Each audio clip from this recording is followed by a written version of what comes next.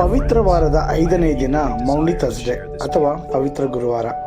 ಈ ದಿನ ಯೇಸು ಕ್ರಿಸ್ತರು ತನ್ನ 12 ಶಿಷ್ಯರೊಂದಿಗೆ ಕೊನೆಯ ಪಸ್ಕದ ಭೋಜನವನ್ನು ಆಚರಿಸಿದರು. ಯೆರೂಸಲೇಮಿನ ಒಂದು ಮೇಲು ಮಹಡಿಯಲ್ಲಿ ಅವರು ಒಟ್ಟಿಗೆ ಕುಳಿತಿದ್ದರು. ಯೇಸು ತನ್ನ ಮರಣವನ್ನು ತಿಳಿದಿದ್ದರು, ಆದರೂ ಅವರ ಮುಖದಲ್ಲಿ ಅಪಾರ ಪ್ರೀತಿ ಮತ್ತು ಶಾಂತಿ ಕಾಣುತ್ತಿತ್ತು. ಭೋಜನದ ಸಮಯದಲ್ಲಿ ಯೇಸು ರೊಟ್ಟಿಯನ್ನು ತೆಗೆದುಕೊಂಡು ಆಶೀರ್ವದಿಸಿ ಮುರಿದು ಶಿಷ್ಯರಿಗೆ ಕೊಟ್ಟರು ಮತ್ತು ಹೇಳಿದರು, ತಕ್ಕೊಳ್ಳಿರಿ, ತಿನ್ನಿರಿ, ಇದು ನನ್ನ ದೇಹ ಅಂದನು.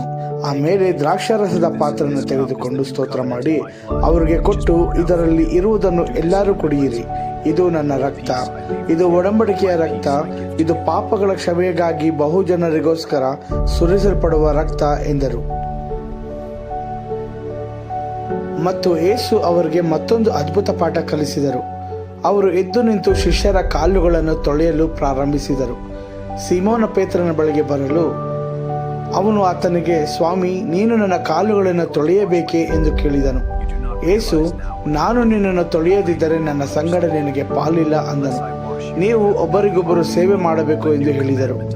ಭೋಜನದ ಕೊನೆಯಲ್ಲಿ ಯೇಸು ಹೊಸ ಆಜ್ಞೆಯನ್ನು ಕೊಟ್ಟರು. ನಾನು ನಿಮ್ಮನ್ನು ಪ್ರೀತಿಸಿದಂತೆ ನೀವು ಒಬ್ಬರನ್ನೊಬ್ಬರು ಪ್ರೀತಿಸಿರಿ, ಇದರಿಂದ ಎಲ್ಲರೂ ನೀವು ನನ್ನ ಶಿಷ್ಯರೆಂದು ತಿಳಿಯುವರು. ಆದರೆ ದುಃಖದ ಸುದ್ದಿಯೂ ಇತ್ತು. ಯೇಸು ಹೇಳಿದರು, ನಿಮಗೆ ನಿಜ ನಿಜವಾಗಿ ಹೇಳುತ್ತೇನೆ, ನಿಮ್ಮಲ್ಲಿ ಒಬ್ಬನು ನನ್ನನ್ನು ಹಿಡುಕೊಡುವನೆಂದು ಸ್ಪಷ್ಟವಾಗಿ ಹೇಳಿದನು. ಶಿಷ್ಯರು ಆಘಾತಗೊಂಡರು. ಯೂದಾಸ್ ಈಗಾಗಲೇ ದ್ರೋಹಕ್ಕೆ ಸಿದ್ಧನಾಗಿದ್ದನು. ಪ್ರಿಯರೇ, ಮೌಂಡಿ ಥರ್ಸ್ಡೇ ನಮಗೆ ಒಂದು ದೊಡ್ಡ ಸಂದೇಶ ಕೊಡುತ್ತದೆ. ಯೇಸುವಿನ ದೇಹ ಮತ್ತು ರಕ್ತದ ಮೂಲಕ ನಮಗೆ ನಿತ್ಯ ಜೀವನ ಕೊಡುತ್ತಿದ್ದಾರೆ.